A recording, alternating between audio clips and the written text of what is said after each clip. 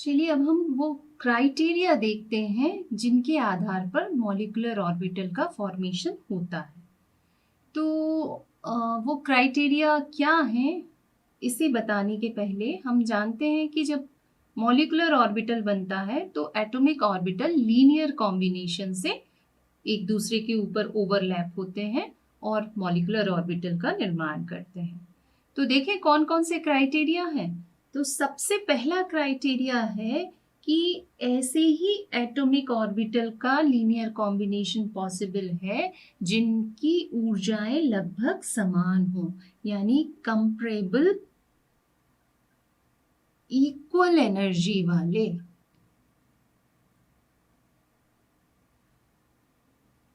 Atomic orbitals के बीच linear combination होगा।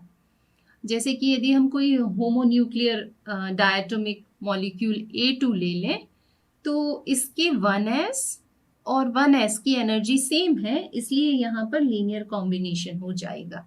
पर यदि 1s और 2s लें तो 2s की एनर्जी तो 1s की एनर्जी से काफ़ी ज़्यादा होती है, इसलिए यहाँ पर मॉलिक्यूलर ऑर्बिटल का फॉर्मेशन नहीं होगा। ठीक इसी प्रकार यदि हम 2s और 2p में कॉम्बिनेशन कराना चाहें तो इसके 2s ऑर्बिटल और 2p ऑर्बिटल में भी लीनियर कॉम्बिनेशन नहीं हो पाएगा क्योंकि इनकी एनर्जी में भी बहुत डिफरेंस है। हाँ, कुछ जो असमान नाप के परमाणुवीय ऑर्बिटल रहते हैं जैसे कि डायटोमिक मॉलिक्यूल AB है, तो हो सकता है इसके 2s और इसके 2p की एनर्जी लगभग बराबर हो, तो उस कंडीशन में कॉम्बिनेशन हो सकता है। पर होमोन्यूक्लियर के केस में तो जब तक समान ऊर्जा के ऑर्बिटल कंबाइन नहीं होंगे तब तक मॉलिक्यूलर ऑर्बिटल नहीं बनेगा, यानी कि उन्हीं ऑर्बिटल का कॉम्बिनेशन हो सकता है जिनकी एनर्जी कंपरेबली इक्वल है। दूसरी बात, जब समान ऊर्जा वाले ऑर्बिटल एक दूसरे के पास आते हैं तो उनके बीच क्या होना चाहिए? ओवरलैपिंग, यानी कि अतिव्यापन। यदि अतिव्यापन नहीं है तो ऑर्बिटल का निर्माण नहीं होगा, मॉलिक्यूलर ऑर्बिटल नहीं बनेगा। और मॉलिक्यूलर ऑर्बिटल के लिए दोनों एटॉमिक ऑर्बिटल के बीच जो ये ओवरलैपिंग हो रही है वो भी एक डेफिनेट होना चाहिए। यदि उससे कम की है तो मॉलिक्यूलर ऑर्बिटल नहीं बनेगा। ओवरलैपिंग का एक्सटेंट जितना ज्यादा होता है उतना ही स्ट्रॉन्ग मॉलिक्यूल बनता है, स्ट्रॉन्ग बॉन्ड बनता है। और ओवरलैपिंग कम होती है तो बॉन्ड कैसा हो जाता है? वीक। इसीलिए इसे हम प्रिंसिपल ऑफ मैक्सिमम ओवरलैप कहते हैं। तो आणविक ऑर्बिटल यानी कि मॉलिक्यूलर ऑर्बिटल बनने में क्या जरूरी है कि एटॉमिक ऑर्बिटल के बीच मैक्सिमम ओवरलैप हो। तीसरा क्राइटेरिया कहता है कि ठीक है, कंपरेबली इक्वल एनर्जी के ऑर्बिटल हैं और उनके बीच ओवरलैपिंग भी हो रही है, पर जब तक कंबाइंड होने वाले एटॉमिक ऑर्बिटल की जो मॉलिक्यूलर एक्सिस हैं या न्यूक्लियर एक्सिस हैं उनके बीच एक समान सिमेट्री नहीं है तो मॉलिक्यूलर ऑर्बिटल नहीं बनेगा। यानी कि न्यूक्लियर एक्सिस पर उनकी सिमेट्री कैसी होना चाहिए? समान होना चाहिए। तो जैसे हम इसको उदाहरण से देखते हैं कि आप देख रहे हो कि एस कैसा होता है? स्फेरिकल होता है और ये एक्स एक्सिस के समांतर होता है। तो यदि हम इसकी पी एक्स से ओवरलैपिंग कराएं तो एक्स डायरेक्शन में ये हमारा पी एक्स है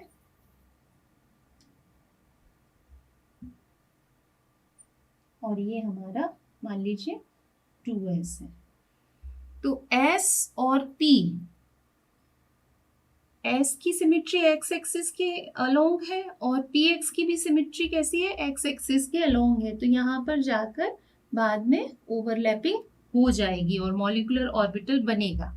पर आप कहें कि ये आपका s ऑर्बिटल है और ये किसके साथ?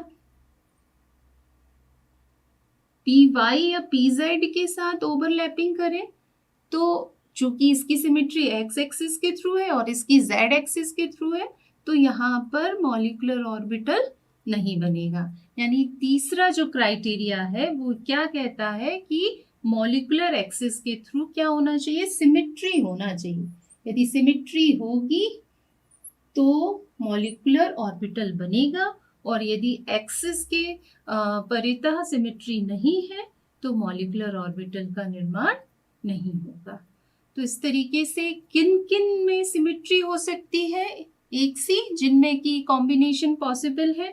तो देखिए S और S के बीच सिमेट्री हो सकती है, बिल्कुल होगी ही, इसलिए मॉलिक्यूलर ऑर्बिटल बनेगा।